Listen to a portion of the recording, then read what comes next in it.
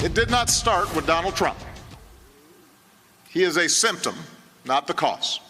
He's just capitalizing on resentments that politicians have been fanning for years. A fear and anger that's rooted in our past, but it's also born out of the enormous upheavals that have taken place in your brief lifetimes. Democrats have been saying they need him. The left has been saying they need to hear from him, and so today they did. Within the 60-day window until the midterm elections, today the last president reappeared and came out swinging in his attack of the current president and what we call the new normal. It happened during an hour-long speech at the University of Illinois. I complained plenty about Fox News, but you never heard me threaten to shut them down or call them enemies of the people. It shouldn't be Democratic or Republican to say we don't target certain groups of people based on what they look like or how they pray. We are Americans. We're supposed to stand up to bullies, not follow them. We're supposed to stand up to discrimination. And we're sure as heck supposed to stand up clearly and unequivocally to Nazi sympathizers.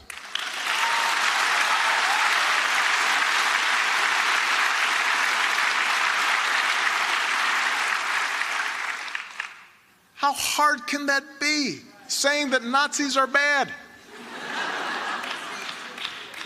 President Obama also offered stinging criticism of what's become of the Republican Party. They're undermining our alliances, cozying up to Russia. What happened to the Republican Party? Its central organizing principle in foreign policy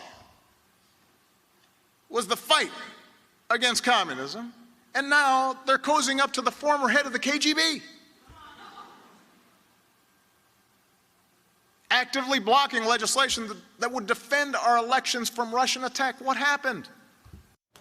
On cue, President Trump responded to Obama's speech today during his own remarks in Fargo.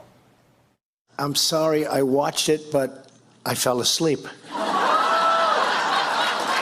I found he's very good for sleeping.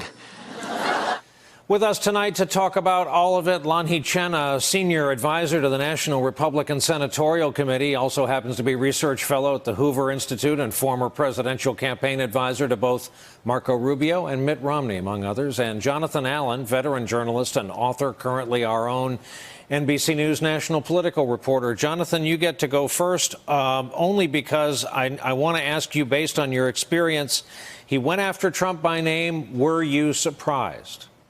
I was a little surprised. Usually, former presidents aren't willing to give up the halo effect of being out of office to essentially risk their popularity, the memory of their presidency, by getting back into fights with the current president.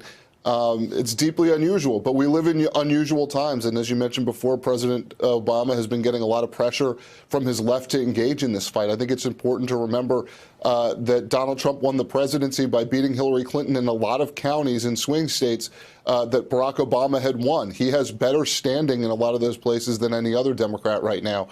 So there's a lot of pressure on him to speak up. And I think some of the things he said, look, as he put it, it shouldn't be that hard to say Nazis are bad. I'll even take that, that really brave step and say Nazis are bad. I hope I don't get any blowback for people criticizing me for making an opinion there. But I do think we live in sort of deeply unusual times. And obviously he felt he wanted to stand up and say something, and now you're going to see him on the campaign trail. And it'll be interesting to see two presidents at the same time on the campaign trail, because we haven't seen that, at least in terms of the most recent president campaigning while the current one is. Lanhee, we should say something here, and that is when 44 got elected, 43 did the usual classy president thing and said, I'm going to keep my silence and hang back and enjoy retirement.